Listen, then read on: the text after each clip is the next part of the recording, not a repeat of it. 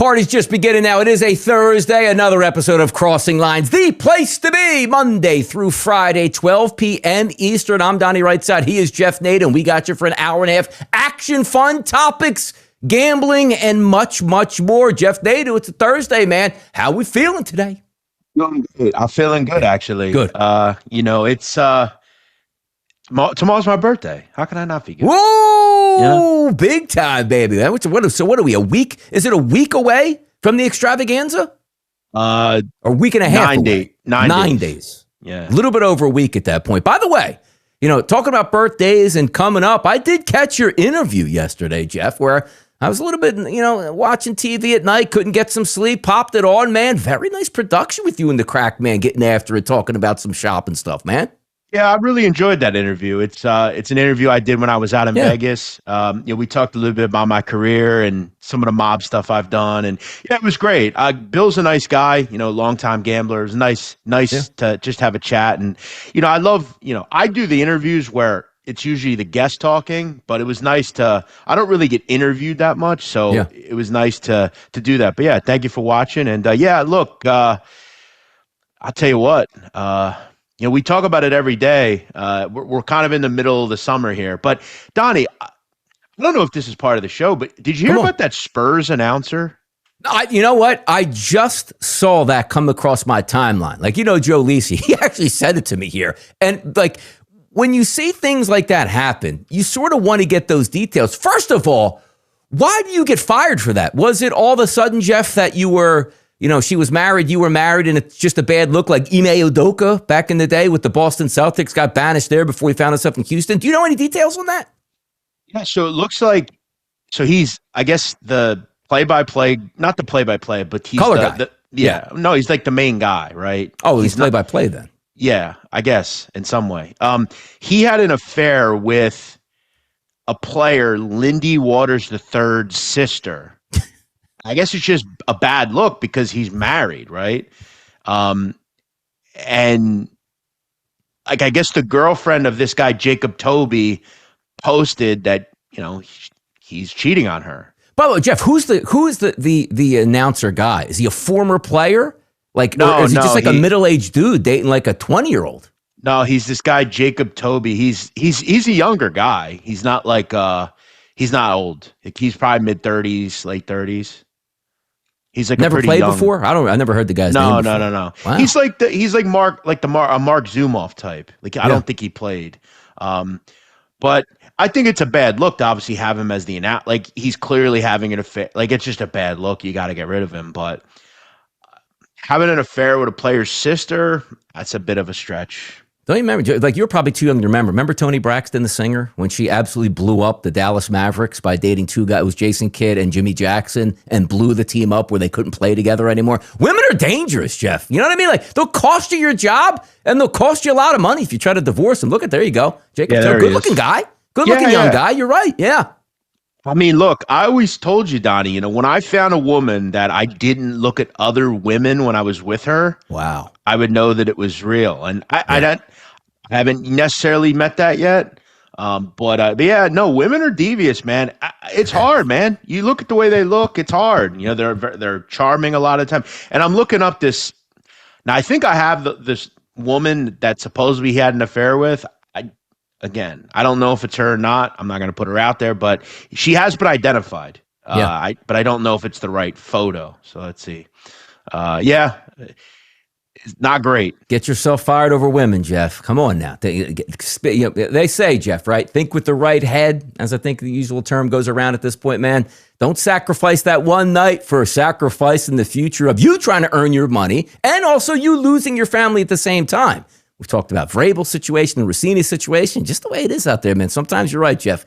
Devious is the name of the word today. But also, if you are in here and you're being devious with us, that means you're not hitting the subscribe button. That means you're not hitting the like button. That means you're not commenting. That's what we need out of you. Keep it coming. Keep the information flowing across all social media as we hit the afterburners coming up on football season. Now also, Jeff, right now, we're sort of in that lull pattern right now. Not a lot going on. Soccer, though, is back in our lives today. We'll have a full breakdown a little bit later in the show. But at least, hey, Mbappe and the boys are back on the pitch today. And I know you get pissed at this, but I love it. It's 4 p.m. Eastern, Jeff. Perfect. perfect. By the way, someone saying that I leave the price tag on, which means they didn't wash it. No, if you know me, you know I absolutely washed it. 1,000%. Wait, is the price tag? What's on the bottom? I guess, yeah. I mean, maybe I had what do you it got? up. Internet sleuths watching your every But you move, can also Jeff? see that I washed Yeah. it. The water's still there. Yeah, Jeff is a clean freak, by the way, people. So Yeah, there's if no you way don't- Jeff bought that. That's why when people say to me, like, you get hookers all the time, it's like, no, I don't. You would know if I did, because I don't. I'm not doing shit like that. I take 3 showers a day. I have lines on my carpet. I'm very clean, always. I don't get my bed if it's not made. Yeah, coach in the chat box. 500 subscribers of LeBron's decision here. Come on, people. Smash the absolute subscriber button here. I'm surprised, and we're going to get to LeBron James in just a few moments here and go over all those topics at hand for him as he waits on which team he wants to get to, Jeff. But also, Major League Baseball staying hot on a day-to-day basis here. You know what I love, Jeff? Plus money.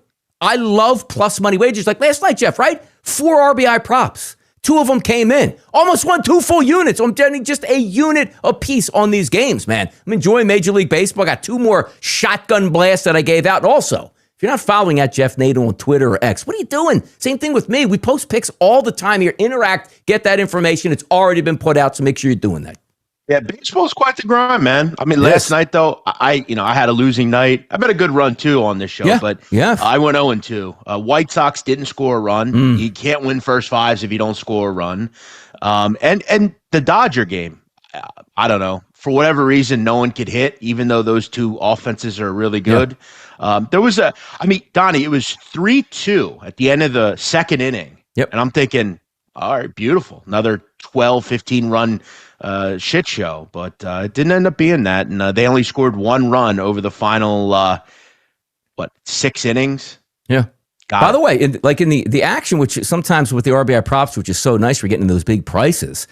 I didn't cash my Royals, one of my RBI props, to the 9th inning. They only scored 2 runs. I got one of them here. It was great. It was like a plus 180 price. And then the Colorado Rockies, Jeff, where I expected to hit more. They didn't hit all that much, but the right guys with the right statistics are hitting. Moniak got me the RBI, so I'm going 2 for 4. I'll take that every single time. But you're right about one thing. Do you remember the joke was 28 runs the night before in that Mets game? Mm-hmm. And that game was like 1-0 or 1-1 in the bottom of the 8th inning. And then some shenanigans happened. Still, I think stayed under the total since I think they scored 8 total runs. Yeah, we not say that. It almost just seemed. Yes. And I think that's they should score a ton of runs. Yeah, that's the thing about sports betting. It's like, it almost seems like on a nightly basis is kind of figured out for you. Did that kid have a hit last night, Tolbert? Oh, you know what? I don't know, because they weren't doing much of anything. Let me bring up the. It was 5-2. 5-2. I'm going to look right now. Tolbert did not. No, he did get a base. He did get a base hit, but obviously you needed this. The streak was every time you're he was 0 to for get a 3. base I'm hit. seeing. No, I got Tolbert. Is it? Tolbert. You're right. I have Collins right underneath him. Yeah, 0 for 3. There you go. Yep, 373 on the season though for the young kid. I'm just saying though, like it almost seems sometimes like it's kind of, and naturally last night Atlanta wins 3-0. It's like, why didn't they do that the night before? But yeah, I've had a couple losers in a row here on the show. But I will say I do like this soccer game today. I've actually been doing pretty well with soccer recently. This is a great question. I want to address this question. Do it. How many days do you use the same towel to shower? That's a great question. I love these questions. Go ahead. What is it, Jeff, for you? Now this is important because it depends the type of towels you have. Okay, you have to. There's several things in the world when you're an adult you should not scrimp on. Okay, number 1 is the sheets that you buy. Okay, I have the pre-cal cold sheets where like you get in, you stay cool throughout the night. They're great. Towels are another thing. You should invest in very well-built plush towels where, you know, they actually dry you. Have you ever had the towels, Jeff, that don't actually dry you? Maddening situation. Yeah, hotel towels generally. If cheap you're ones. Exactly. You could feel they're cheap. Correct. You have to have plush towels and you can tell right away because when you wash them, if you use them and like nothing gets on you, like the little things, like little soft things that get on you, that's how you know it's a strong towel. But to answer the question, with the good towel, 3 days. It's funny that topic got brought up here in the chat box too. Maybe because it was going around on Twitter, which it said guys on average, Jeff, wash their sheets 4 times per year. So some more, some That less is- than that. And my comment to that so was, disgusting. I'm shocked it's actually that high. I actually am. Because guys Yeah. are lazy a lot, Jeff. Very lazy. Not me. And I'm sure you would agree. Like, and you have a good wife too. But like, I live alone. Okay, I had a good mother though. And when I was maybe 18, Yeah. I moved out 18 in a week. I was right away moving out. I moved to South Philadelphia, and I remember my mother said to me, she said, Jeff. She calls me Jeffrey. She says, Jeffrey, get yourself a cleaning lady. I said, what do you mean? Yeah. She goes, men don't know how to clean. And I have the same cleaning lady since I was a kid. Now, as far as There the were day-to-day rumors stuff, about your cleaning lady, though, Jeff. Was I'll it tell you true the back story in the about day? that. Come on now. Yeah, It's a great story. It's a great story. No, this is a 1,000% story. Back then, this was around 2010. Craigslist was still very big. And I lived in South Philly, then I came back to Lancaster. I'm back in Lancaster. I get an apartment. And my mom says, get a cleaning lady. So go on Craigslist. I post an ad. Hey, I'm looking for a cleaning lady. Please send me an email. And I was legitimately looking for a good cleaning lady. I get a first person to respond. She sends me like, I've been cleaning for like 20 years. I live, here. Blah, blah, blah, blah. I bring my own stuff. I said, beautiful. Can you come Monday? It was a Friday. Absolutely. Monday comes. I answer the door. I'll admit, in her 40s, definitely attractive. Good looking woman, seemed like a nice person. I thought, great. I told her what to do. I said, my office, I said, I'll take care of that. You just clean everything else. Just let me know when you're done. I'll be in here. 10 minutes into the cleaning, I get a knock on the door. And I thought I had been very detailed. So like, what more could we talk about? I answer the door and she's topless. And her cans were out. And my first thought was just like, what are you doing? What's up? She says, well, I told you it was full service. She was a little expensive. And I thought for a minute, because I was pretty young at that point. I'm in my early 20s. I'm like, I entertained it for about 2 seconds. I thought, and I'm good. I said, you know what? I said, you're a very beautiful woman. I said, but I'm just looking for a cleaning lady. She says, no, you could touch me. We can watch me, whatever. You don't want to? I said, no. I said, I'm just literally looking for a cleaning. She says, oh no. She goes, my husband's down in the car. He's okay with it. Oh, boy. I said, yeah. I said, I'm good. I said, I gave her $50. Shouldn't even give her that. I was like, you know what? I'm good here. And I ended up responding to someone else, and I still have her to this day. She's in her 70s. She's a great lady. I could leave $10,000 on the kitchen table. She wouldn't touch it.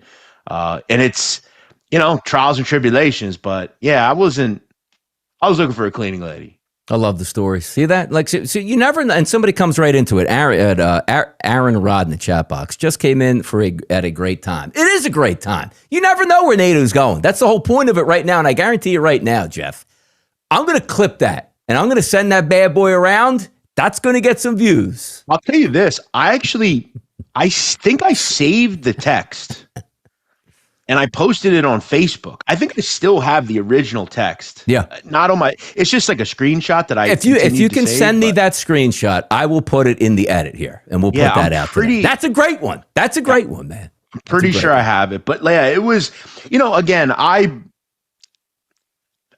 in my life, like my whole life, I've always tried to think one step ahead. Like, what will happen if I do this? And like when she says husband, I know it's not her husband. That's her pimp. I ain't stupid, But Craigslist, that's probably why it's not around no more. But yes, if you're not changing your sheets and I would do it Friday, fresh sheet Friday. It's a great feeling. Friday, I do it every Friday. Every morning I wake up on a Friday, get them sheets off, get them cleaned. And it's like, what about if you just shower before? It's not the same. Not the same. Skin follicles, Jeff. They come off all the time. Come on now. Like, why wouldn't you want fresh sheets? It's so nice. Fresh sheets is great. It is. The only thing that pisses me off, though, is when the wife changes the sheets. I'm usually laying in bed, and I got to get up and then lay back down. Like, that's the only thing that makes me mad. And thank goodness that my wife is a clean freak and keeps the house clean with everything because, some things tend to get a little bit out of whack. Nothing better than a nice, clean house, you know. I've never understood like the thought of like even littering, right? So like you live in a like on a street. Like why are you throwing shit outside of your house? Like you live there, you know? Correct. Like why is I also hate people that treat stuff that's not theirs like shit, right? You go to a hotel, like for instance the Encore. The reason the Encore in Las Vegas is so nice is because they adhere to treating guests the right way, and you should treat them the same back. And that's why the hotel's nice. These people that go into a hotel and trash it, why do you need a thermostat at 60 degrees? Can you explain that? Like, why do you need to waste? It's not like someone has to pay for that. And that's why there's resort fees, because you wasteful people. Yep. People that waste food, that pisses me off. There are people that are starving around the world. It's weak. I don't like it.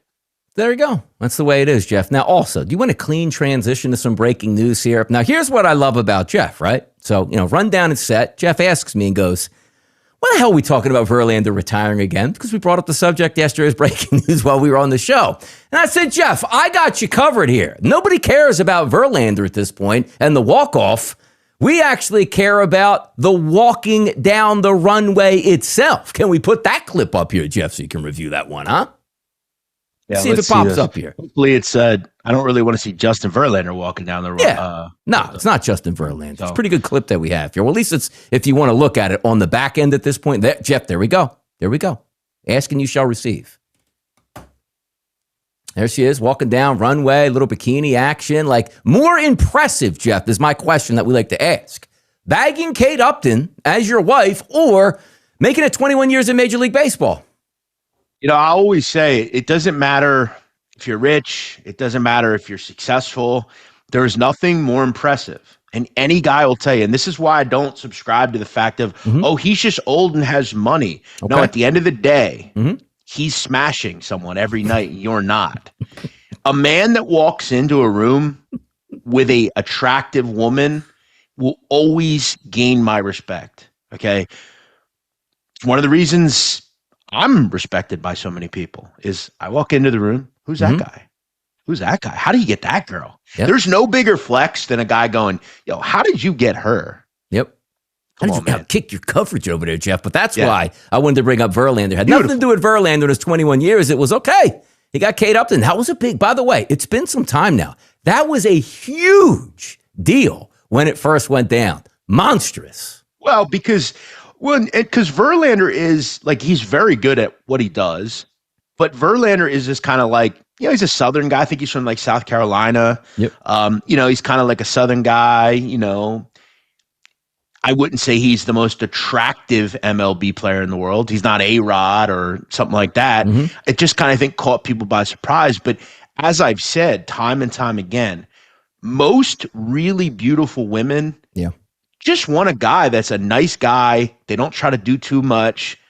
They make them feel comfortable, and they're nice to them. Like, that's really, and from what I understand about Verlander, he's a fun dude to be around. There's a kid I know from Lancaster that used to hang out. I think they golfed together at some point. He said he's a great guy, just a really humble dude. He's a nice dude, and he's got money. He's good at what he does.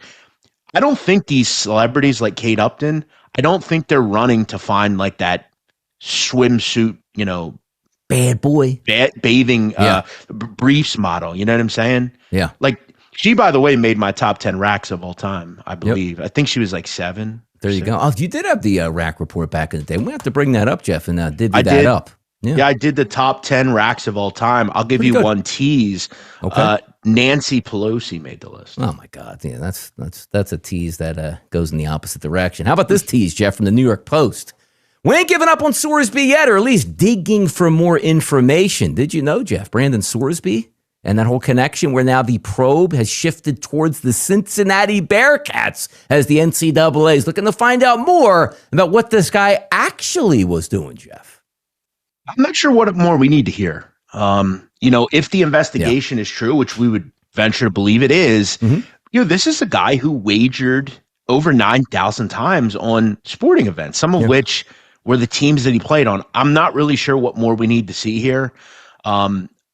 This is, again, one of the issues I have with a lot of these things is we never know what to believe. One day it's, and you go to like even the president, right? Which he's done a lot of good things. He's done a lot of dumb things. But like, how many days in a row do we need to hear, okay, ceasefire with Iran, and then the next day we're bombing? Like, you don't know what to believe. And that's don't cry wolf. Yes, that's the media problem. And it's like, let's say we find out, Donnie, down the road that Sorsby, it was completely wrong and he never did any of this, or he didn't bet on his own team. Like, would you actually believe it? It's like, you never know what to believe. Yeah, and a lot of times you're guilty already. As soon as that story comes out, you're guilty. Hey, you get a charge against you, you're guilty. And then all of a sudden, like 6 months later, there's a little blurb at the bottom that goes, oh, by the way, Sorsby didn't do anything. But nobody remembers that. They just remember the salacious headlines at this point right now. That's what happens. There's a precedent set, especially with things like this, where, and at the end of the day, the NFL, he'll never play because they have to set a precedent. Like, let's just say he didn't do this. He will be the guy that falls on the sword because we want to prevent other people from doing it. We talked about a story yesterday about Marcellus Wiley. Marcellus Wiley may or may not be guilty of what they said he did. Now, I'll tell you this. If in a year, let's say Marcellus Wiley is completely, removed, like all these charges are dropped, do you think anyone will give any credit to that? No. Like, do you think anyone will say, oh, why did we do that to that guy? No, because you know what they would do, Jeff? And they do it to you a lot. And I'll use you as an example. Marcellus Wiley would get a new show. And again, allegations, we're not saying the allegations are true or not true. It doesn't matter at this point. If Marcellus Wiley gets another job, somebody will Google him and be like, look at all this. You can't believe you hired this guy. Like, it's not true. Like, not everything you read is true. That's what's going to follow. Not going to be erased from the internet, Jeff. Internet never gets erased. The question I'm posed with, more than any question I've ever been posed with in the time I've been on the internet, is why do you and Rico Bosco hate each other? Okay. And this goes back to him. Okay. Yeah. One of the reasons he hates me is initially when I met him, okay, neither of us were doing that much in the world. We knew each other. He was doing stuff. I was doing stuff. I thought he was funny back then. He claims that he went on Google and Googled me. And there was a bunch of what he would say parody accounts that made fun of me and said shit about me that wasn't true. He just went and believed it. Right. So that's my issue with, like, we have to correct ourselves when we're wrong, right? So, for instance, there's a story out there that I catfished a girl. I remember that. Okay. Yes. I've been completely acquitted of this. Okay. In fact, I found the kid that actually did it. I talked to the girl it happened to. Yeah. And I apologized. I felt bad for her. But none of these people will ever tell you that it wasn't me. Right? Somebody else using your picture? Correct. Yes. And we found that person. Matter of fact, we found it in the same day. Yeah. The person then deleted his phone number. I then talked to the girl. And it's been years and no one's ever said, oh, no, Nadu didn't do that. Like, remember when Jeff catfished the person? Ha, ha, ha. That's what'll be out there still, Jeff. Come on. That's my problem with, I think, and I think someday in social media will really hurt the criminal justice system. Because if you have a strong, big case, like let's say you have a big murder case, how can someone get a fair trial? With the court of public opinion, how can someone get a fair trial nowadays? It's like, I'll go to Mangione, prime example, the guy that shot that CEO or allegedly shot that CEO. There's no proof that you can make through that video that that's him. None. My question is, how do you find 12 people that can properly convict him? How can you, the social media world, it's just, there's too many factors and aggregating factors. It's very concerning. No, you're right about that here, but it is an interesting story that popped up. How far are they going to go down that rabbit hole? But how about this, Jeff? We always talk about like good businessmen, right? Make the right moves. Owning a professional sports team in North America is printing money. Like, you used to be like, hey, NHL guys, they don't lose money anymore. Major League Baseball prints, the NFL is king. And then there's basketball. Over the last, Jeff, you could say 10 years, franchises doubling and tripling, which is like you hold on to that investment as long as you can and watch it ride. Mark Cuban sold early, and he's pissed about it here. But also, other news, Jeff, that talks about he's been now frozen out of anything else building around the new arena, and he's pissed and he's suing. My question, Jeff, is why the heck did Mark Cuban ever sell the Dallas Mavericks anyway? You're literally sitting on a pot of gold that gets bigger every single day. And I just think he's pissed and he sold it at the wrong time and he's trying to make amends for it. A little buyer's remorse here. And I think absolutely. And I think for him, it almost kind of tells us, like, should he actually be on Shark Tank making deals? Like, it doesn't seem like, at least on this level, he's a good businessman. Let me ask you, do you think, like, I like Shark Tank. I watch it. I haven't watched it in a while. But, like, do you think that guy Kevin O'Leary, do you think he'd ever sell an NBA team? I know the answer. No. You're right, Jeff. Like, just to like double down, it's like, well, hey, I got it at the top of the market. No, you didn't. Like, the minute you made that deal, do you remember I think it was, what's his name, Mark Laurie, the owner of the Timberwolves, who was trying to sell the team and had a deal with A-Rod. And then he also realized, what the hell am I doing? And tried to sue A-Rod and say they missed payments and couldn't buy the basketball team at that point because of how much the NBA was going up. Like, really good business guys making horrible decisions, Jeff. And remember, he sold his majority stake or share. Like, this is clearly, I didn't want to do this. I did it. Now I want out of it. Especially now, it's funny. You notice he's doing this now after, they have Cooper Flag. They got a nice new shiny coach. Exciting times. I love Cuban. I've always said that. I think he's a really likable guy. I think at one point I thought, we've kind of seen this wave of celebrity type people getting into politics. I mean, that's been going on for years. But like, I thought I saw like a legitimate spot at some point where maybe he could be, would he win? I don't know, but maybe he might run for president. I think that's always kind of touted every couple of years. Maybe Mark Cuban. But this just shows me, like, as you said, when you buy a professional team, at this point, it's never going to like be a bad investment. Correct. Like, it's one of those investments. It's like putting your money in the S&P. Like, you're never going to lose money, right? I mean, buying real estate on the water. They can't make any more of it, Jeff. Like, it only goes higher at this point. Like, your family's been in Ocean City, New Jersey for a long time. Do you know what the prices were in Ocean City like the 60s and the 70s? They're cheap. You know what they are now? You better own a damn company yourself with hedge funds you want to enjoy down the shore at this point. My father used to always talk about that. We would like stand out on the porch and he would say, could you imagine like buying houses back, like when I was born, like in the 60s? Could you imagine, like, because I remember my dad that all the time. Yeah, the first house we had, it was this woman from West Philadelphia bought it in like, I don't know, like 1965. And she told my father she bought it for like $40K or something. It was like insanely low or something.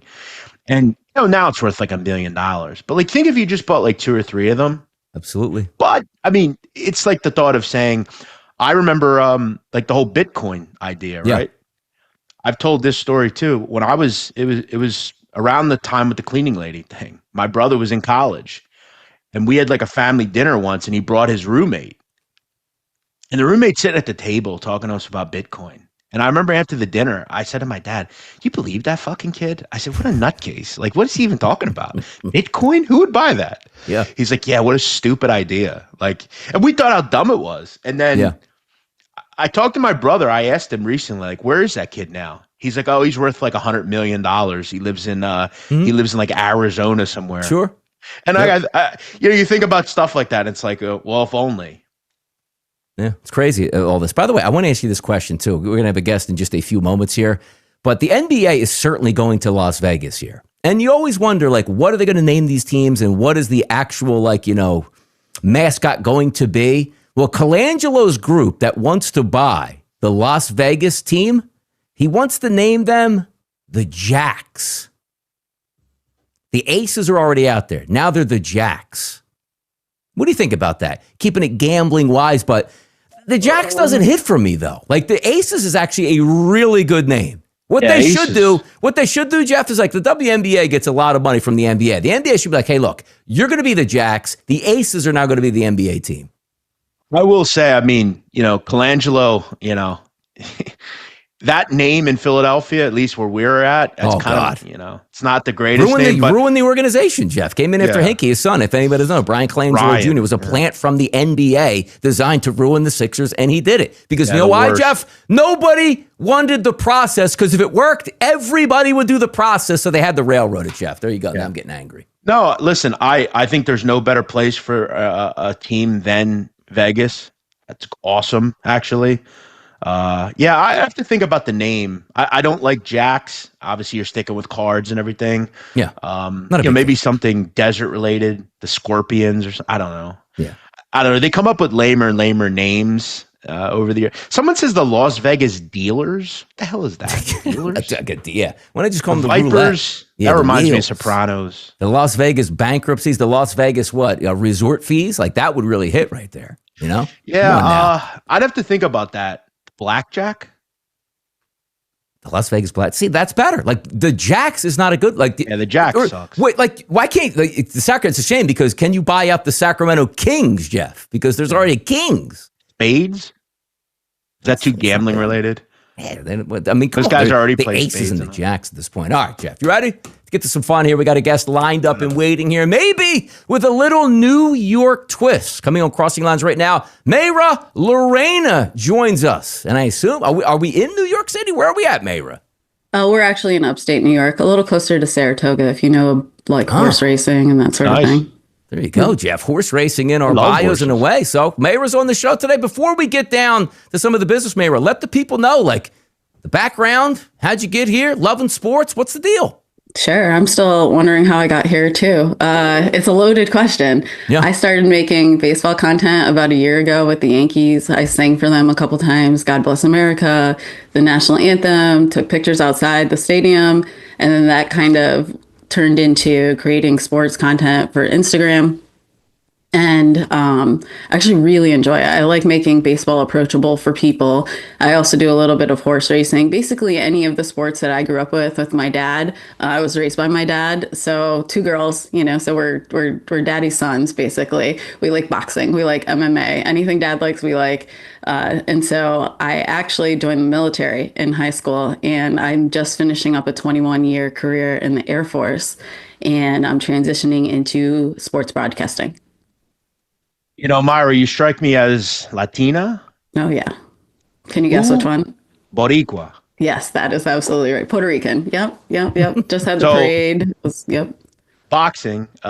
Miguel Cotto is one of my favorites of all time. Shout out to Miguel Cotto, Boricua as well.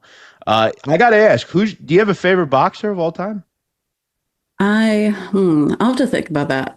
I don't think I have a favorite. There's people who I grew up on, obviously, like Evander Holyfield and Tyson. I'm a millennial, so those are all the fights I saw as a kid in elementary and middle school.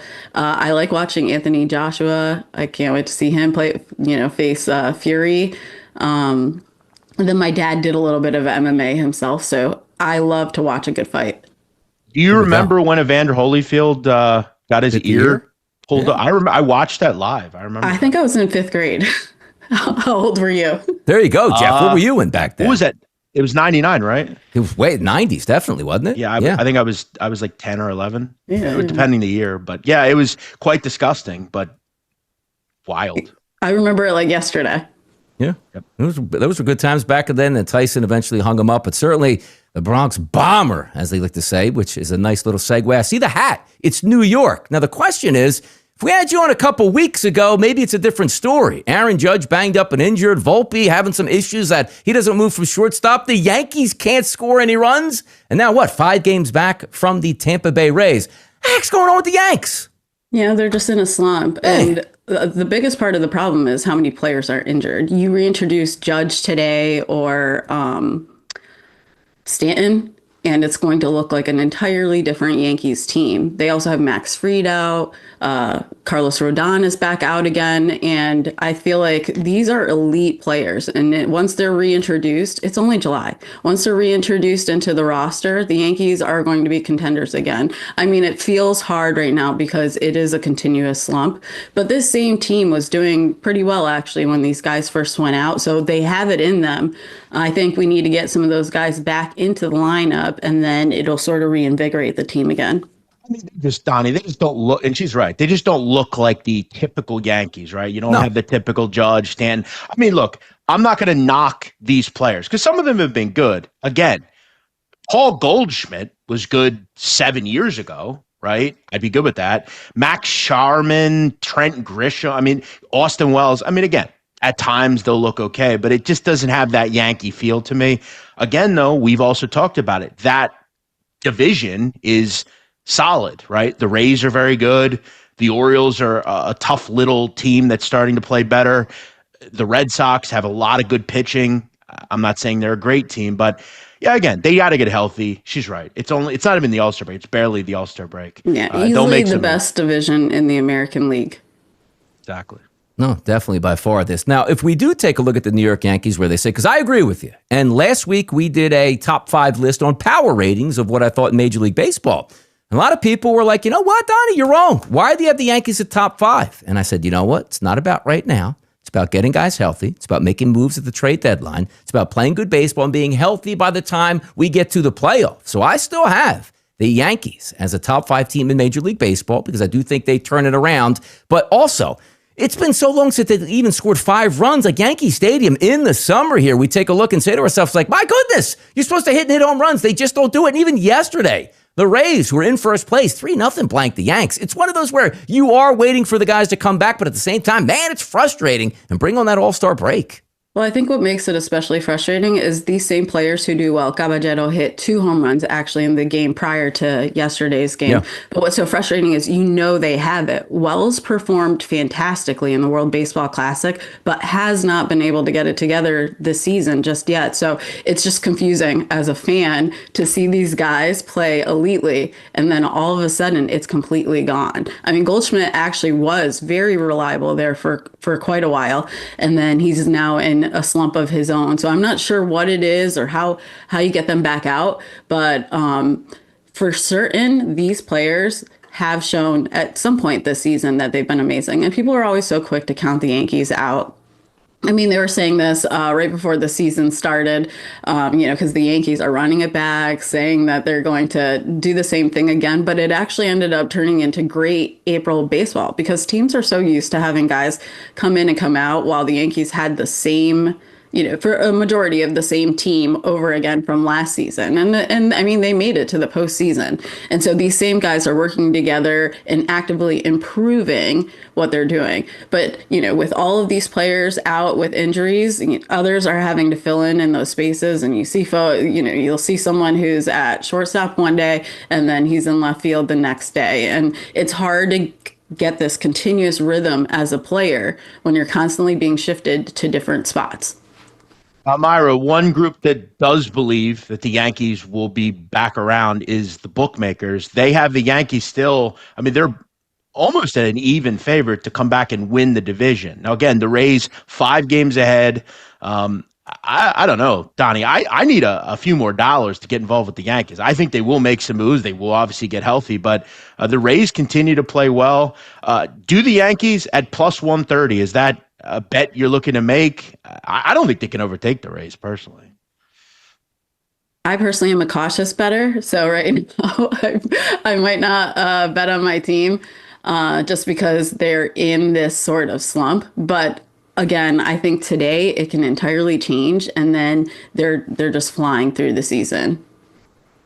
How about that? New York Yankees talk at this point. The New York Knicks just win a world championship. We also have soccer in the World Cup, taking over New York City and just about everywhere else. That World Cup final is going to be right there in New Jersey, New York Stadium. Have you been following soccer at all?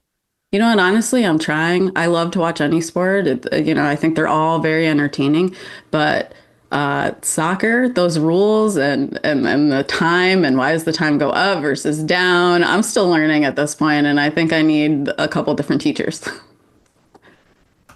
Fair enough. I mean, I can understand why the casual fan who doesn't watch it that much can be bored with it. I mean, it is a sport where, hypothetically, game the other night, 0-0. Now, it was very interesting. They just couldn't score. Look, maybe you go to a game. That might help a little bit more. And look, the final's in MetLife, so might be a good game to go to. Yeah, I will be down in the city next week. They've got Fanatic Fest and a ton of athletes out there this year. I think it's 4 days. And so hopefully I'll catch, either some Dodgers, Yankees baseball or maybe a little World Cup. You said you sing. That's pretty. Will you sing now or no? I had a feeling you would ask, and I've been drinking iced coffee and yelling at my kids all day because it's summer. I don't think So you no want to singing. hear. I don't think you want to hear me sing. But yeah, I'm a worship vocalist, and that kind of bled over into the military because every event they have in the Air Force, it's like we need someone to sing the anthem, and we need someone to sing the Air Force song. And so once they find out, like I think it was a pretty well kept secret, and then it was getting asked like every month to do a promotion ceremony or retirement ceremony, and I felt bad, but eventually I had to say no because it is just too much. There you go. Good stuff all the way around at this point, Myra. Let us know where we can find you and what you've been up to and what you're doing here. Yeah, I mean, you can find me on Instagram. My handle is at Myra Lorena Winnie, or just look up Myra Winnie. I'm sure you'll find me. Lots of military stuff in there too. And then, right now I love going to baseball games. I'm still doing that. I'm still going with my daughter. We're taking pictures outside stadiums. That's what I really love to do. But also you can catch me talking betting and that sort of thing. Like I said, I'm a cautious bettor. So I do my research beforehand and I make sure that the content that I'm creating, I'm putting out there will help win you some money. Fantastic stuff overall. Thanks for being a part of Crossing Lines here on a Thursday. Good luck on your action. Before we let you go, any action for tonight? Do you have anything for tonight? I would say I take the Phillies against the Reds. Yeah, Smart. yeah. Well, because Cincinnati isn't doing so well against left-handed pitchers, and so if anything, I would go with strikeout rates. I wouldn't go with home runs. I'd go with strikeout rates. There you go. I'm not going to argue at all. Philadelphia Phillies, I am a fan. Take them every single chance you can get. She's Myra Winnie there. Thanks for joining us here on a Thursday. Fantastic stuff as always. Good luck with your wagers the rest of the time. And also, thanks for joining us today. We're Crossing Lines. Myself, Donnie Rightside, and Jeff Nadu. We'll be back after this short break.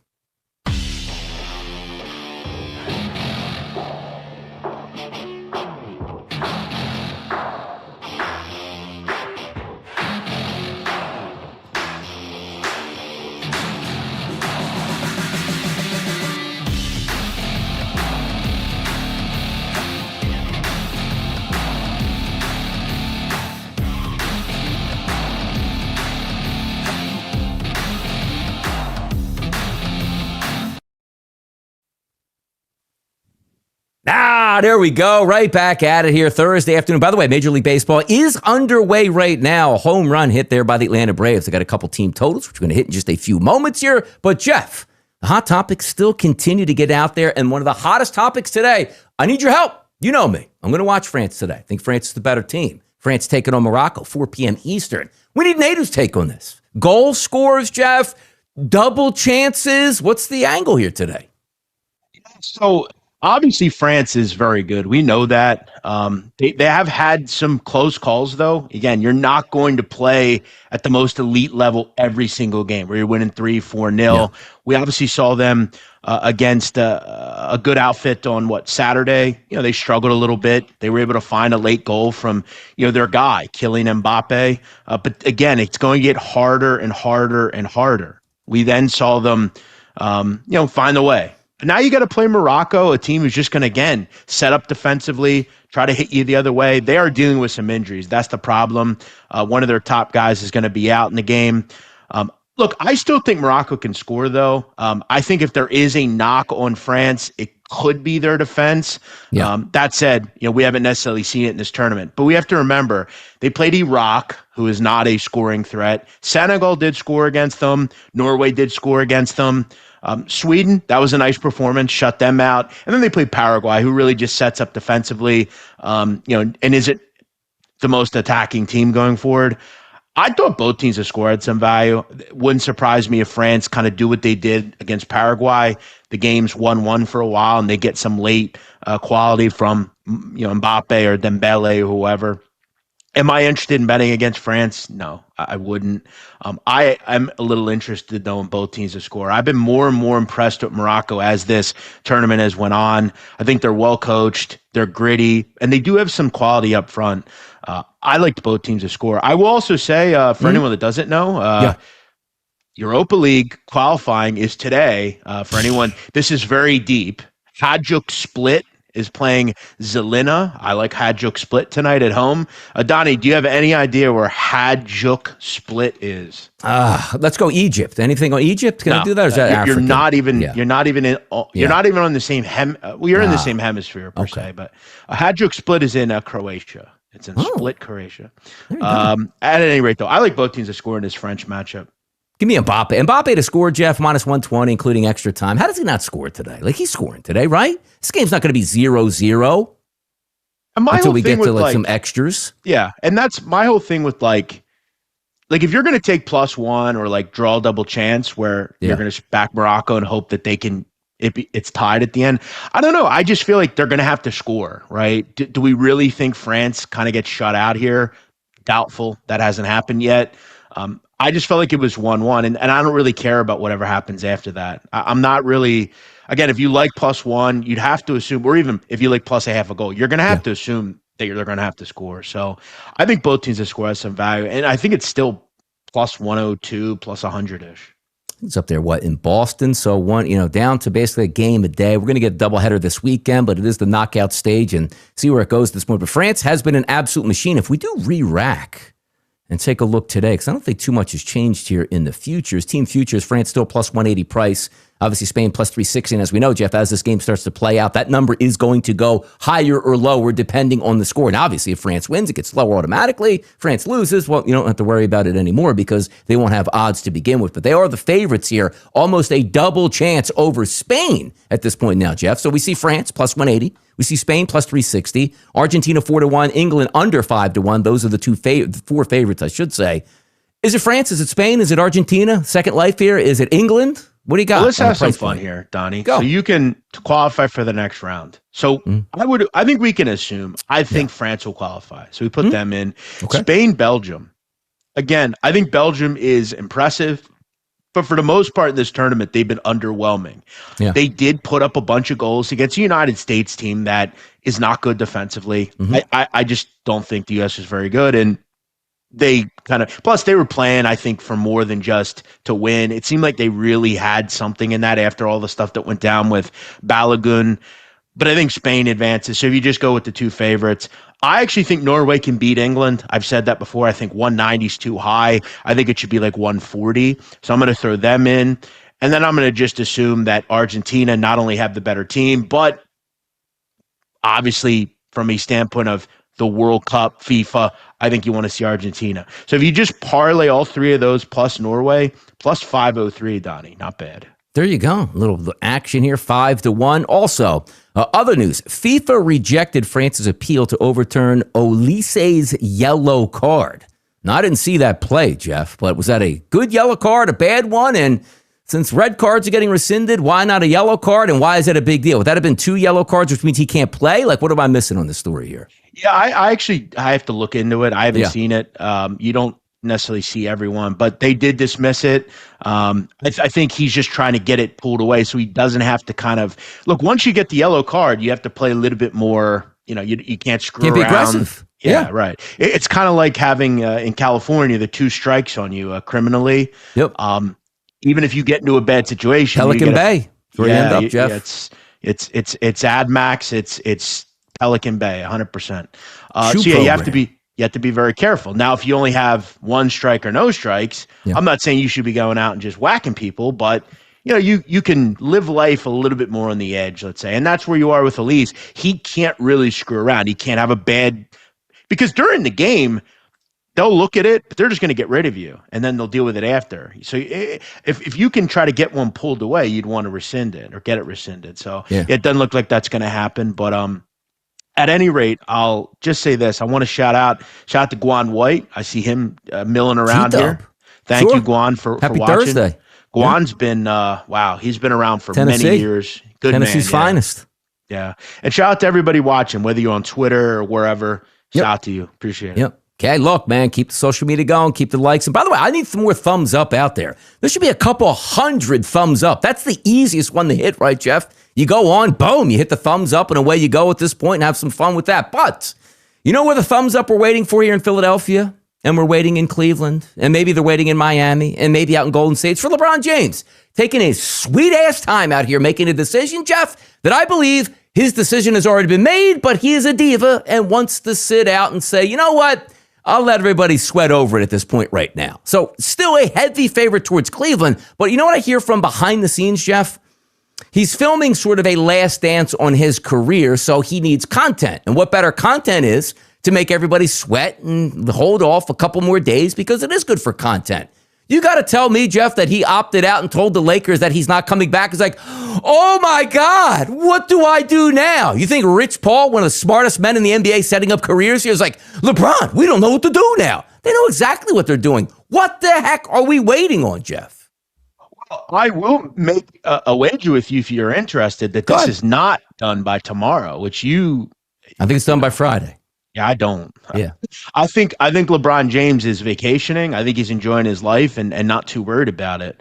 I don't know if I want to bring this up, but I mean Dante Bichette signed on his honeymoon when the Mets said, you know what, we'll double the Phillies price. Like, he knows he would not have been going on vacation. Like, I have no idea where I'm going. Let me go on vacation. BS. Just like when he went to the Lakers. Oh, it's a big decision. He knew that. The only true decision I think LeBron was torn on at the time was the Miami Heat. But if you remember that Miami Heat decision, don't you remember Pat Riley that season dumping the entire team as the season went along to make sure he had 3 max spots available? LeBron is very calculated. He has smart people like Maverick Carter around him, Jeff. He knows exactly where he's going. Just being a diva. That's all he's doing. Look, this is the world we're in now. It's how many views you can get. I don't know that he even needs to worry about views because he gets them regardless. But I do want to bring up, Donnie, there is a little conspiracy rumor going around. And I'm not sure how familiar you are with this because I don't know if you're the tabloid kind of guy. Come on, I'm a tabloid guy. Go ahead. So one of the most, as I go viral pretty often, one of the most viral tweets that I'll have on a regular basis is commenting on the looks of a woman called Yes Jules, who's one of my favorite. She's on my Mount Rushmore right now.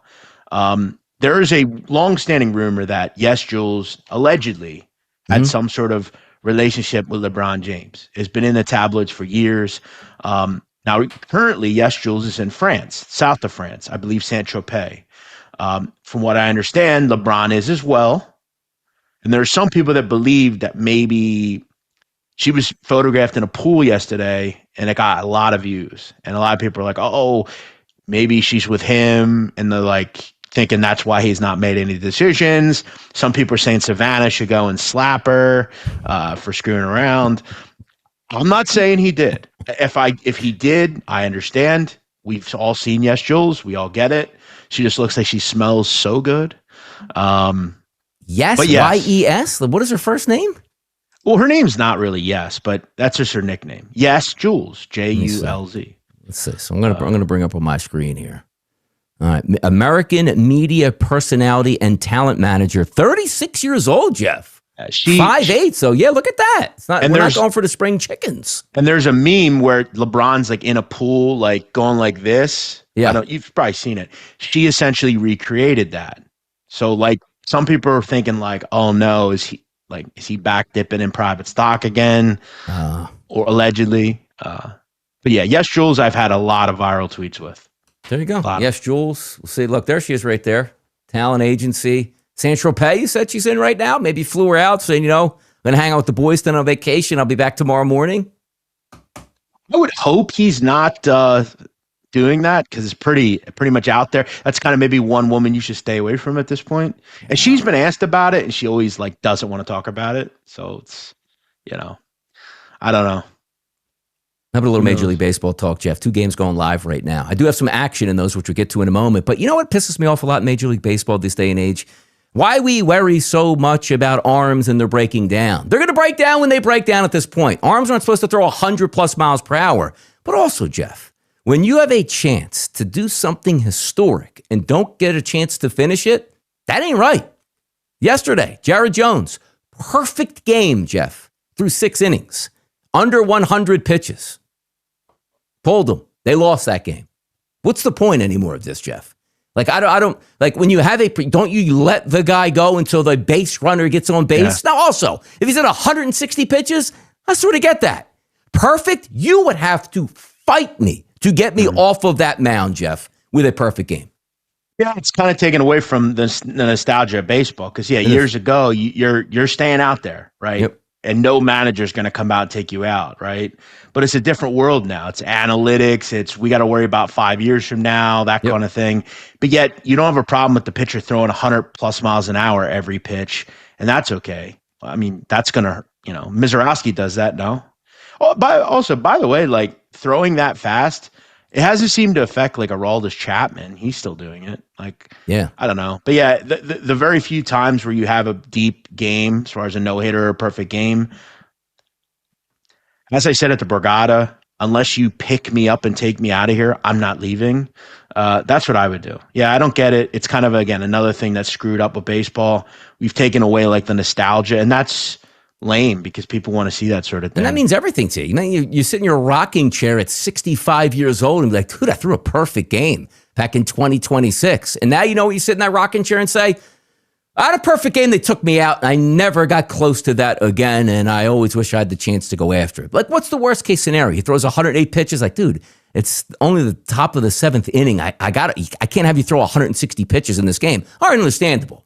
But maybe say, you're going to go until a batter reaches base. That's up to you. Oh, look, he just walked the guy. Yep, you're coming out of the game. Understand it, Skip, all good. Here's the ball. I'll give it to the reliever. But then all of a sudden, on top of it, Jeff, you're dealing, and then you lose the game. Fantastic. I think I told you this. We brought up 160 pitches. I was watching Angels in the Outfield the other week, and at the end of the film, George Knox is attempting to take Tony Danza's character out of the game, and the announcer goes, I don't know. I mean, he's already thrown 163 pitches. And I'm thinking like, Jesus, 163 pitches. Christ. What's the most pitches ever thrown in a game? I would love you're probably, remember you had the topic yesterday. You're probably going back to like 1889 where some dude threw 278 pitches in a double hitter. Do you know what I mean? What does it say? The recognized MLB record for the most pitches thrown by a single pitcher in a single game is 235 pitches. Who was it? Which was set by Hall of Famer Nolan Ryan in 1974 during a staggering 13-inning complete game during which he struck out 19 batters. Damn. We got to get back to that, man. Let these people rip at that point. But that's the thing about the old days. Yeah. Do you ever notice the old days? It never affected them. Like, it's like when like they tell you like to not do certain things. It's like, well, what about like 1910? Like they did it then. Like, does it really matter? And also, like Nolan Ryan's sort of that anomaly because he was a hard throwing pitcher back then and didn't really get any injuries.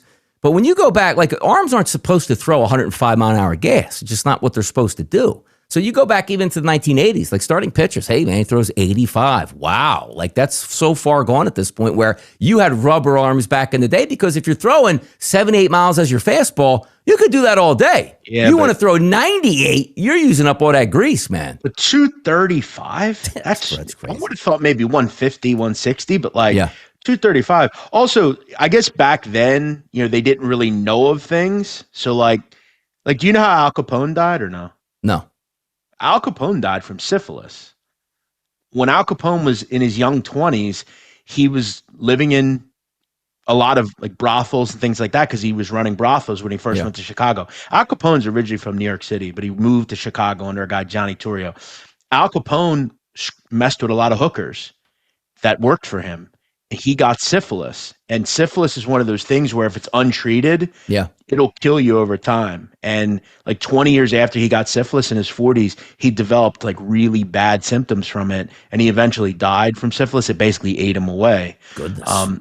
But back then, if you knew about STDs, so I guess back then they didn't know about anything. Yeah. So it's like I kind of understand it, I guess. But yeah, watch yourself with syphilis. Yeah, watch yourself, protect yourself. And by the way, there's always some bad pitchers on the card today, Jeff. You know my worst pitcher? I know you looked at the card. Who would be your worst pitcher on the card today?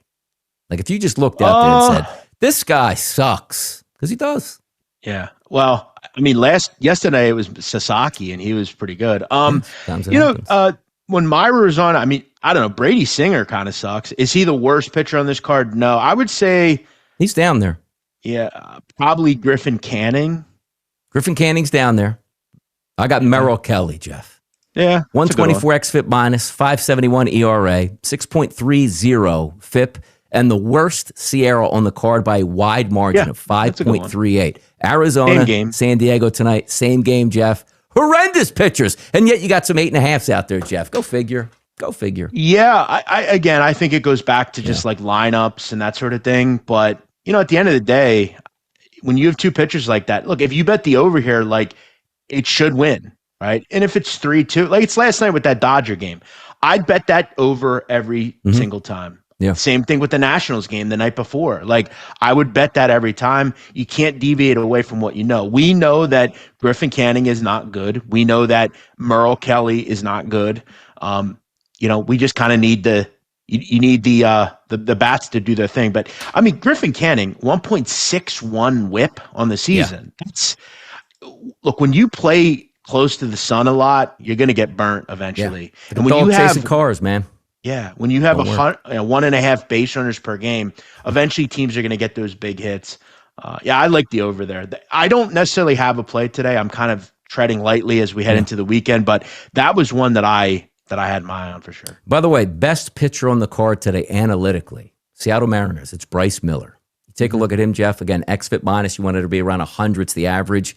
He's at a 63. His ERA 1.71. Sierra 2.44, which I just told you, Merrill Kelly's is 5.38, shows you the disparity there. But he, by far, is the best overall analytical pitcher on the card today. He's taking on Jansen Junk of the Miami Marlins here. Slight favorite on the road, Jeff. And here's what you got to love, right? Opening numbers, Jeff, depending on which book you were looking at. Minus 145. And I just told you, he's the best pitcher on the card today. Numbers now, Jeff, minus 125. I mean, he was one that I obviously looked at. I'll tell you another guy that's pitched pretty well. This should be on the surface, a lower scoring matchup. Take away one appearance, but since June 3rd, Andre Palante, starter for the Cardinals. Yep. I mean, he has been fantastic outside of one outing against Miami. He's had a couple of, I think he's had 4 or 5 games where that hasn't allowed a run or a home run. I mean, he's been very good since the start of June, maybe turning a corner a little bit. That should be a pretty low scoring game. 2 quality pitchers there. But yeah, it's a lot of 4 or 5 ERAs. And again, you shouldn't just be looking at DRAs, but on the surface, it looks like, again, it's a travel day, right? Season series are ending. A lot of the time you go into the weekend. Yeah, I got two games lined up. One is actually underway right now. Second and third in the first inning for me. I got a team total over 4.5. I'll tell you that team in a moment. Didn't score, but that game is the Pittsburgh Pirates taking on the Atlanta Braves today. Bryce Elder is one of my fades. The last 73 batters he's faced, Jeff, a 284. ISO power number to 473 weighted on-base percentage. And if you look at the starting lineup today for the Pittsburgh Pirates over the past month against right-handed pitchers, all 9 batters are plus today. Would love to get a couple in the first inning. Didn't get it there, but I have a team total 4.5, Jeff, but also it's plus money at 102. So no juice is going to be involved there. Any ideas here, Jeff? Little Braves? Braves messed you up the day before, came back with a victory last night, though. Yeah, I'm kind of out on this Pirate team. I just can't seem to figure them out much. It's when I bet on Paul Skeens, he gets nothing to go my way. When I bet against him, he's just what we always know about Paul Skeens. I'll tell you this, a game that's about to start. You talked about kind of crappy starters. Yes. I'm not looking necessarily at backing the Cubs today because Peterson stinks. Quite honestly, I just know he does. Maybe a team total over for the Cubs. Again, weather here still pretty humid. Cubs very good against left-handed pitching. One of the best teams in the MLB. In fact, they're just behind the Nationals, who is the best team against lefties in the major leagues. You could see some. That's a pretty good lineup. Trevor Rogers has been mostly a fade candidate. He's just kind of a middle of the tier guy. Cubs might have a good matchup. That also could be a good over. As I said, Peterson, not a guy I'm running to back. The only issue I have with the Orioles, maybe Peterson bounces back and gives you a good outing because they are not good against left-handed pitching. One of the worst teams in the majors against lefties. I'm not running to back the Orioles. Maybe a Cubs team total there today.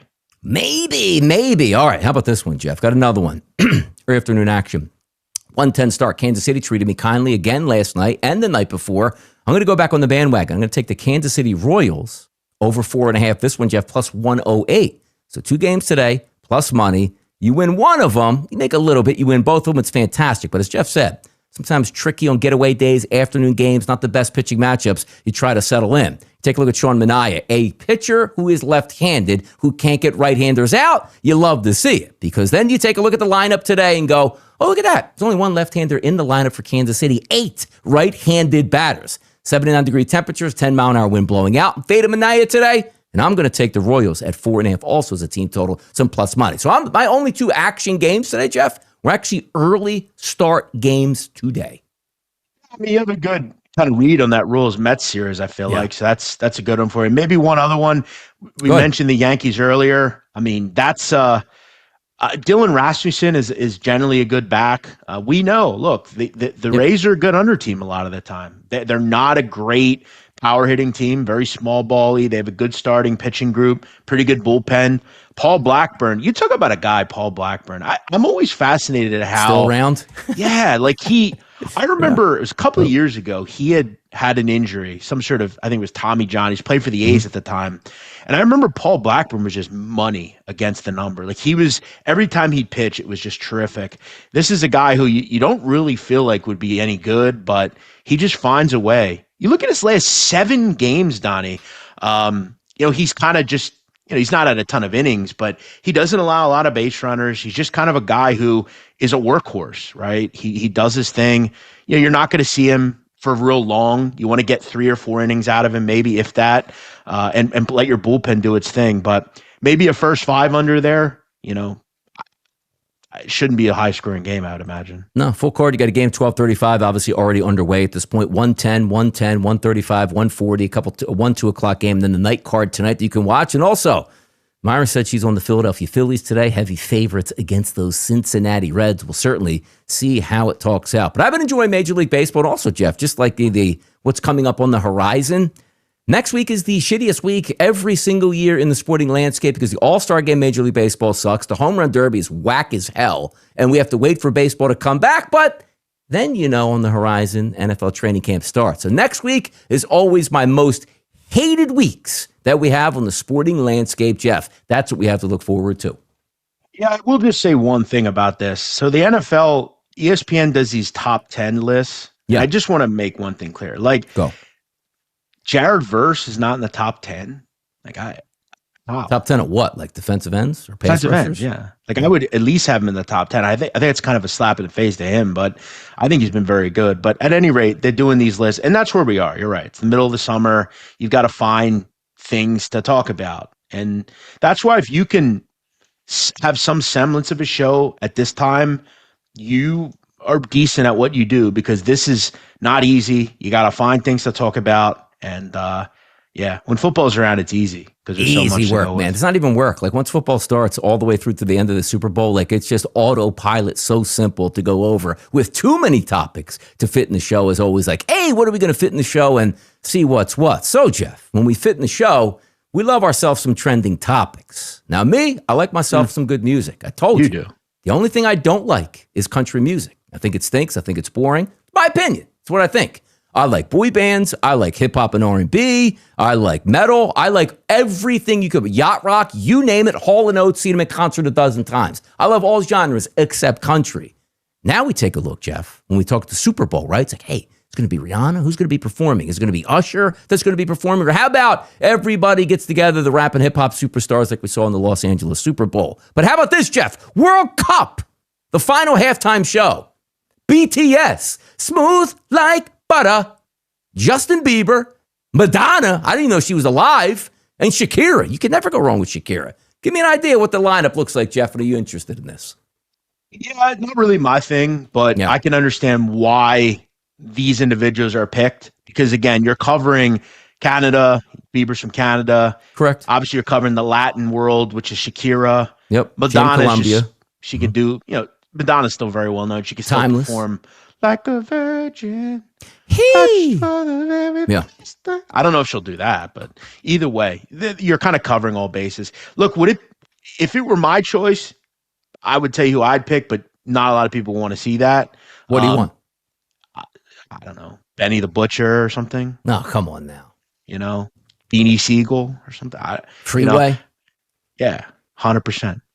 We should go over over my lay 5. Down, Jeff. Yeah, get down or lay down. We should go over my top 5 rap albums of all time. We got time. Look, you can send the list over, man. Hey, Donnie, tomorrow, top 5 this, top 5 that. Because I told you, Jeff, next week, we got nothing. And they'll say, soccer, come on. We're waiting on football, no baseball to handicap. List week is what it's going to be called next week, Jeff. I watched the original State Property. I haven't watched it in years. Classic. Blizz, Memphis Bleak's character, I I love that character. But it's, it sucks. I'd love to see them make that over because, like, it should have been filmed in Philadelphia. I mean, it's very cheaply, but I love it. I love the charm of the cheapness of the show. And again, it comes from, anytime you ever hear anybody say you either get down or lay down, that's state property, man. Come on. Do you remember what their gang was called? No, I don't. It's been a long time.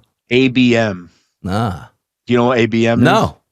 All about Always that be money. Moving. All about money. All right. Yeah. You either Griselda get Records, down shout out. or you gonna lay down. I'm telling you, if anybody hasn't watched it before, even isn't that, correct me if I'm wrong, Jay-Z has a cameo in that, doesn't he? Where he's in the car. Oh, there's so many. If you were, I don't know if I could properly explain how obsessed I was with Rockefeller Records. Yeah.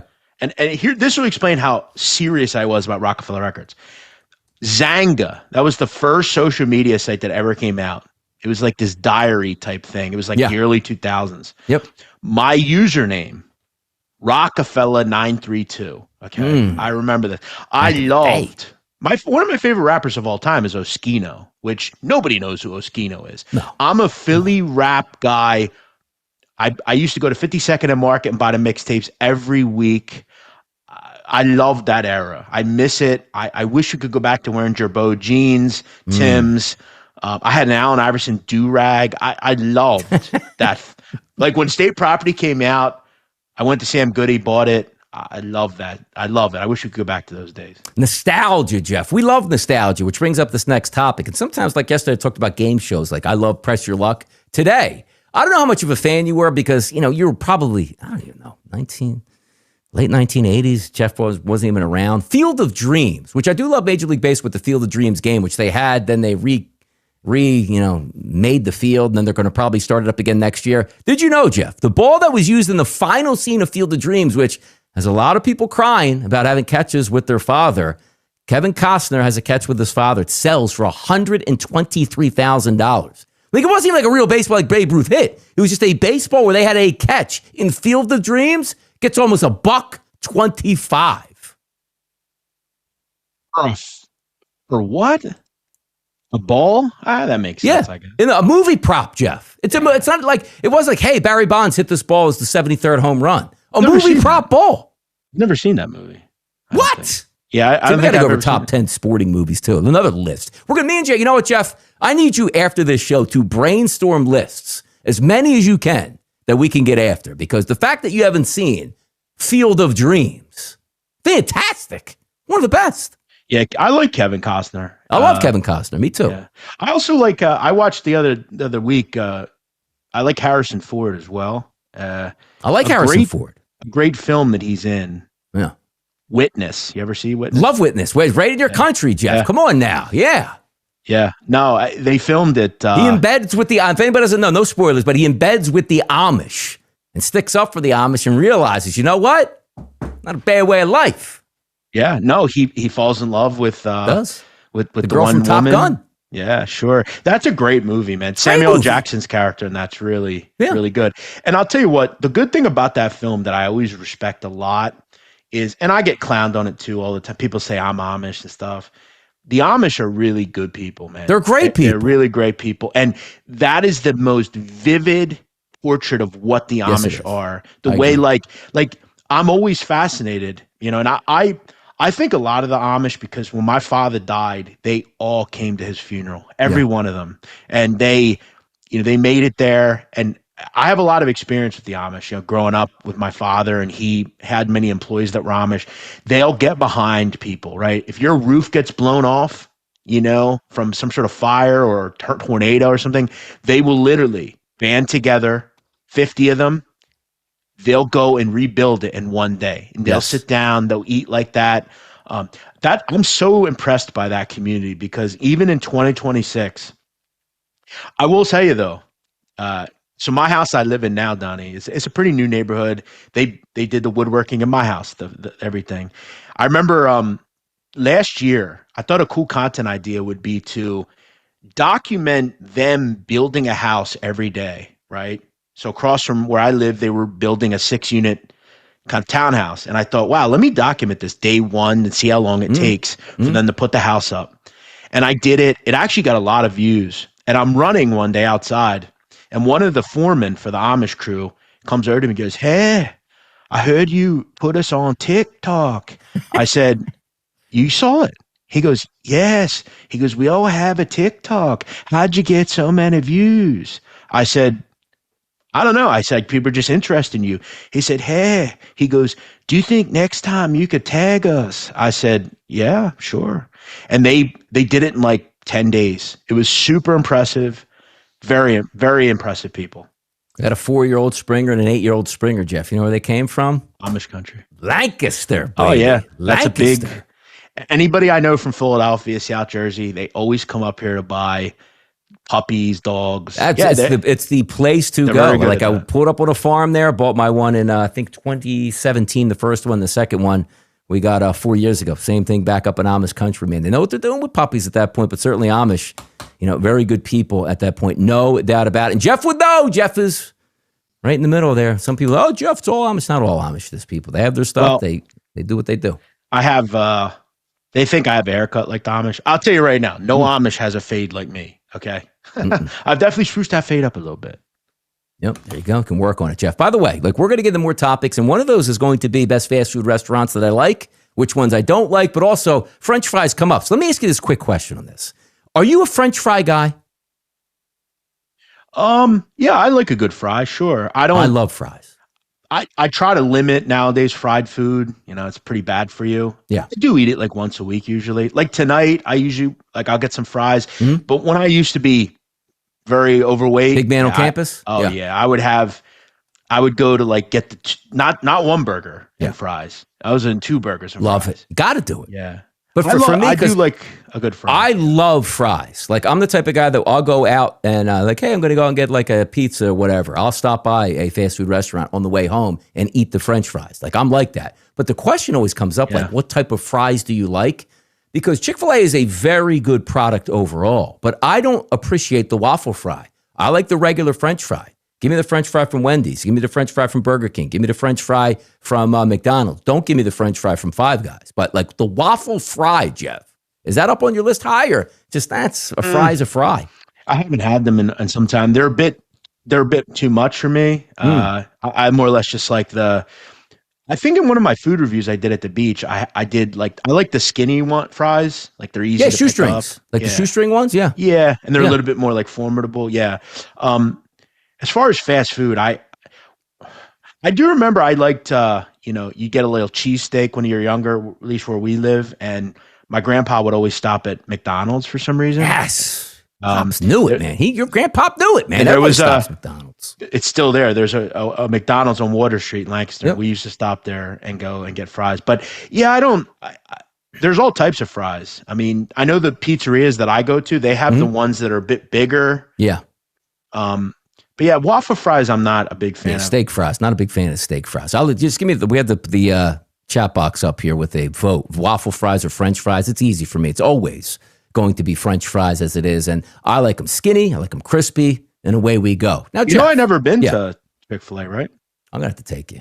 You got the Amish probably love Chick-fil-A in your area. They hit Chick-fil-A? Are the Amish allowed to get fast food or they just cook at home? Well, one thing the Amish know a good amount about is, I'm always fascinated by lunches for construction workers. Yeah. Oh my God. Their lunches they have. I mean, them and the Mexicans, they have the best lunches. Yeah. They just, you're going to have a full course meal. I would imagine they like fast food. I'll have to ask them next time I see them. Do you remember, Jeff, and again, you grew up in the time where like the internet really like hit full blast, and when you went to a casino or you went to a hotel, these son of a bitches would be like, hey man, it's like $19.99 if you want internet for the night. And I used to be like, this is such a scam. Well, actually that really went away in most casinos and stuff because everybody's on Wi-Fi. But still the scam of scams out there, Jeff, is why do I buy a plane ticket for, I don't know, $500 or $600 and I get on there. Now I have T-Mobile, so they usually give me free internet anyway, but a lot of people don't have that. Yeah. Like, oh, if you want this fast or this fast, you got to pay $20 for the flight or it's $100, if you want it for the month. At least this one guy. This guy bought Wi-Fi and live stream Argentina, Egypt for the entire flight at 35,000 feet. Why the hell do we let airlines get away with charging you for goddamn Wi-Fi? Are you kidding me?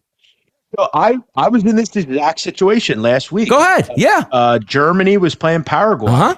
And I did get the Wi-Fi, which again, I agree with you. we're paying. It's the same thought of like when I was at Encore. I understand why they do it. They actually charge you for a faster internet. They give you a free what one. A joke. Yeah, but yeah, I'm on the plane and it's $8 a device, right?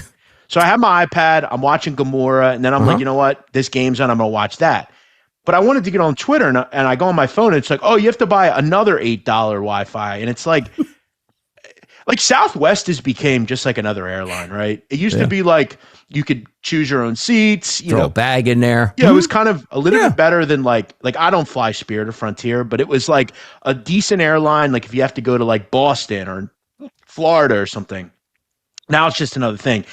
Let me ask you, Donnie, back to food for a second. Yeah, go ahead. Love food. Do you ever watch My 600 Pound Life? You ever watch that? I don't watch it religiously, but I know of the show. Yes. Okay. I think it's a good show, right? I remember being not that big. Is that Dr. Now? Which show's Dr. Now? Yeah, there you go. Yeah. How y'all doing? You're too fat. You're telling me you eat too many calories. I don't believe you. Yeah, he's good stuff. Yeah, and like I remember the one girl goes, well, a lot of it's water weight. Yeah, it's good. And he just goes, yeah, there's like a savage moment on YouTube of like Dr. Now. But like I'm watching it last night, right? And you would have related to this episode because the guy was a really like good football player. He was like one of the top offensive linemen in Ohio. And now he's like basically giant. He's like 700 pounds now, right? Buddy, do they tell these people like, yo, I don't care if you can't finish, eat as much. Bro, this guy's breakfast order was fucking insane. Like, I'm not kidding. It was enough for 12 people. And he takes it all out before he eats it and puts it on like separate plates and stuff. Is that real? Are they really eating that much? Like, I get they're fat, but it's like, even that, like, I wish we had the clip. This guy, it's insane. Yeah. It's crazy. It like 1,000-pound sisters. There's a lot of those out there that people like to watch. Gluttonous punishment, if you will. But you're right. The amount they eat, it's like they can't stop. The funniest thing about it is when like that guy last night, he's like, well, you know, I really have to lock in for my kids. And it's like, I love Dr. Now because he'll always go like, what happened to the other 37 years? Yes. And like, why now all of a sudden are you like, oh, well, I'll just do it now. It's like, well, like what took so long? It's incredible. It's incredible when you watch those things out here, Jeff. But the one thing we do know is France is going to play today, Morocco, 4:00. Ratings have been very good. The question is, will the ratings continue with a lot of teams knocked out in North America? But the one game that I was looking forward to, Jeff, more than any other game, even all the way through the World Cup final, was that game you're seeing right there, Mexico and England. I loved it. It was fantastic. It was everything you want to sell soccer fans on of what you can enjoy. 44.8 million viewers across Fox and Telemundo. We watched that one. Even me, Jeff, on a Sunday night, like, oh, it's delayed an hour. Let me go to bed. No. I watched the whole thing and I loved it, man. So did a lot of people. Yeah, and you have like huge countries here, right? Like Mexico loves football. England, I mean, it's no surprise. Wow, 45 million. I think it actually might be higher even, but it probably was higher. Put in streaming. I mean, you figure how many people are on the planet? 7 billion. Yep. I feel like it should be like in the hundreds of millions. I don't know that is that good. That seems like super low. Yeah, I think it's approaching, Jeff. They said like the NFC. Yeah. It's not worldwide. It's just that's on just those, Fox and Telemundo. Correct. Okay. Yes. Yeah. By the way, I've said this. AFC Championship games. If you don't watch football in Spanish, you're missing out. Are you missing out? Go. It's not that you're even missing out. It's just like that's just what Spanish or Arabic. The two of them. If you're if you can get Arabic, you should do that too. But like some of the announcers aren't bad though. There's a couple of like English guys that do like I know the one guy. He does a lot of Scottish football. Everything really is better in Spanish, Jeff. The calls are way better in Spanish. And here's what I want to bring up a point. A guy that used to do a lot of, or maybe he still does it, the Philadelphia Eagles Spanish call, Ricky Ricardo. Yeah. Yep. He does the Yankees games. When they let him on the air and they go, okay, let's hear Tom McCarthy, who I don't like as an announcer. Now let's hear Ricky Ricardo. It sounds like the most joyous, fantastic, love of life calls you could ever have. In football, in soccer, in Major League Baseball, the Spanish calls, I will agree with you on this. Much better than the American calls. Perfection almost. Yeah, no, seemingly every call other than American is really good, or English. It's even if you have like two British broadcasters, like for instance, I feel like stuff just sounds better. Like for instance, like on YouTube, if it's a British broadcaster, I don't know why. Yeah. Like even in like crime content, there's a guy that I know that does crime content. He just sounds better than me for some reason. I don't know why. Now here's a quick one, Jeff, because we got to get a couple of these topics fit in. But I wanted your take on this one. Vegas, which is on our minds because Jeff was out there in Vegas spending some time for the week, having some good meals, playing some poker. Have you seen this article or this person, Jeff? And I'm going to say, I hope I say it name. Jian Chen, the most beautiful, that's funny. The beautiful Chinese woman who's been married to 14 men in Las Vegas alone, Jeff, has agreed to plead guilty to bigamy and obtaining over $100,000 under false pretenses. Known as a big-time gambler, down about $300,000 at the Wynn. So the minute I saw this person in Vegas, gambler, 14 marriages at the Wynn, Jeff, did you possibly run into Miss Chen anywhere? That's a rough look for the Win to have that in the background there. No, I haven't seen her. But hey, I mean, 14 in Vegas alone, Jeff. 14 husbands. People lonely? Hustle never ends, I guess. Yeah, I'm always fascinated by that. Like even when like older people get scammed by like some guys, like, hey, your grandson's being held in Tanzania, and he needs $7,000, or he's going to be beheaded. Send it now, or else. And it's like, oh, let me go send that money. It's like, I don't know. But yeah, I don't know. That sucks to be them. I feel like you should be also arrested for being so stupid. Yeah, there you go. But by the way, Jeff, like we want to leave people on a high note. What is that, by the way? Bigamy? I've never heard of that. I guess having too many marriages or something? Bigamy is the act of entering into marriage with one person while still legally married to another. Wow. I never heard of that charge. Like married to like 6 or 7 different people, I guess, but 14 marriages. Do it in Utah. It's actually legal. That's good to go. Polygamy, is it called in Utah? Is that what it is? Yeah, just pretend to be religious. They allow that. So religious. Marriages, get married, divorce out, get that cash and move on. You sent me this story, Jeff. We're going to include this here as our last chapter of the day. And when you talk about maybe going out in style and really testing the person you're with, how about this story coming from Dextro here? A student pilot successfully landed a plane by herself after instructor jumped to his death mid-flight. She said the instructor told her, quote, "You know what to do," end quote, before leaping from the aircraft, Jeff. How about that story? Yeah, I feel bad for the pilot. What a horrifying thing. I mean, you always remember. She probably looked right at his face as he jumped. That's brutal. That's the one thing about flying that I've always been a bit scared of. Yeah. It's not the fact of the plane crashing, right? It's not. I mean, that's super unlikely. My whole thought, though, is I worry sometimes about the pilots. Like it's essentially a kamikaze mission for them where like they just want to go out and that's the way they want to do it.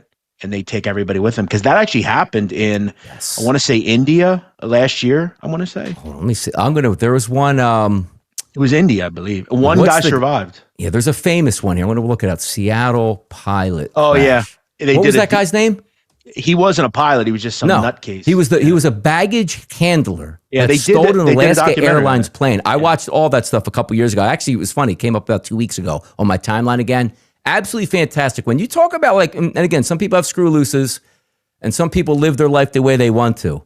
This dude took a plane, was communicating with the FAA and like, I just want to do donuts and like, don't worry about me. Hey, you can land on this airfield right here. We'll clear it here. It's like, you'll probably arrest me.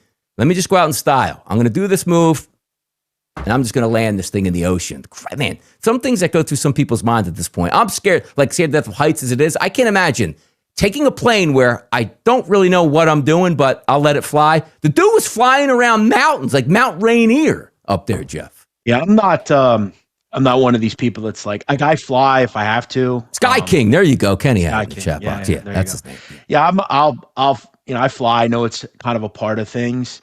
But I will say, like, every time I fly, like the night before, I do get a little tense, Because, again, it's not necessarily I believe that the plane's going to crash. It's, you have to remember, and that's the cool thing about planes now, is, like, even the planes aren't really controlled by, like, a pilot, right? It's all kind of done by, like, machines. But you do worry about, a pilot kind of saying, you know what, I'm done, and this is the way I'm going to do it. Yeah. I will say, and this is the good thing about this story, number one, she was able to land it, and she's okay. And number two, he went out, and it was only him, right? Correct. Don't hurt anybody else. Yeah, like you're right. If you want to do that to yourself, correct, do it. Yeah. And that's my whole thing with, like, even if you look at like school shootings, right? A lot of the time, ridiculous. Yeah. They did nothing to you, man. You hate this world so much. You can do whatever you want. Just don't hurt anybody else. I'm so with you. If I ever did another piece of content about crime, I was longly looking to look into the psychiatric thought of why people do that. And it's, again, a lot of them want to be noticed for once in their life. But yeah, I never understood the thought of like hurting a bunch of people and then getting rid of yourself. Like, just get rid of yourself. Like, have one shred of, but what I've learned is most of these people don't have empathy for anyone. No. It's, I want it and I'm going to do it, so I'm going to do it. Right. By the way, shout out Crazy Dave here, Jeff, on X. You know, watching the show online, as we like to say, all things said, and never knew the Nolan Ryan 230 pitch game. Holy crap. Love to see that. Look, we're social media. I'm always on social media, even during the show. Love the chat box. Check in all the time. Other social media that try to connect with us here. I'll try to answer your questions as well at that point. But tomorrow, Jeff, is a Friday on the show. I'm going to send the people out with a bang. We're going to have some fun. 4 p.m. today, we have a soccer game. More soccer tomorrow. Major League Baseball. Let's win some bets and get after it. So, Jeff, as we usually do, before we get out of here, you want to leave the people with something? Yeah, I'm actually looking forward to tomorrow's show. You know, Conor McGregor's big fight card this weekend. Yep. I will say Josh coming back tomorrow, too. Mm-hmm. Okay. Yeah, I'm on Max Holloway. I will say that now. I think you're right. I just think his boxing is so terrific. But I will say it does feel a bit Justin Gaethje to me, where like Justin Gaethje just seems to be like one of these guys that, and I think it's a different situation. Yep. Also, I want to look deeper into athletes that retire and then come back. I mean, it generally doesn't work. I mean, the only one that I remember. You can't just take off, man. Like Father Time catches up tenfold when you take off. Do you know who it didn't? Who? Michael Vick. Yeah, but he was still young. Michael Vick went to federal prison for 2 years, came back and was, I mean, he was the fastest man on the field. Yeah. Those are some of the best Eagles years I remember, because like the Eagles were good, but they weren't like really good. Kevin Cobb got knocked out game number 1. Vic came in. It's like, oh my God. Yeah. Well, that's the thing. I remember I lived in South Philly at the time, and me and my roommate went to a preseason game against the Jags because Vic was there. And I remember walking in. It was his first game. There were PETAs. PETA was there. Like, absolutely protesting. They wanted him gone. Yep. And I remember walking home that night because I lived on Broad Street, essentially, Broad and Oregon. Yeah. And like I was just blown away. I was like, holy shit, Michael Vick's really here. And he's actually like, might be something, you know. Yeah. And his first year with the Eagles, he was sluggish, but he was shot out of a cannon once he got that offseason to work out and took over for Cobb. And it was a fun Philadelphia Eagles team to watch. And that's what you get on Crossing Lines. People, little nostalgia picks here and rock and roll, and away we go. You see my new dog, Donnie? No. Oh, yeah, I did see the ugly dog. Come on, man. Why are you playing with I got so many people on that. Yeah. They don't know you like we know you, Jeff. We know you're messing around at that point. My mom didn't get. My mom knew though it wasn't mine. She said, "There's no way that ugly ass dog. There's no way you're getting an animal anyway in that house." But that's what it is here. That'll do it, Jeff. Thursday show in the books. Crossing Lines. Jeff Nadu, Donnie Rightside. Make sure you're following me at Donnie Rightside and Jeff at Jeff Nadu, and also more importantly at Crossing X Lines here on X. And if you haven't hit that chat box here, you haven't hit the thumbs up button, you haven't hit the subscribe button, the hell are you waiting for? Tomorrow's Friday. We got a banger show already being set up right now, and we will see you tomorrow. Have a good day.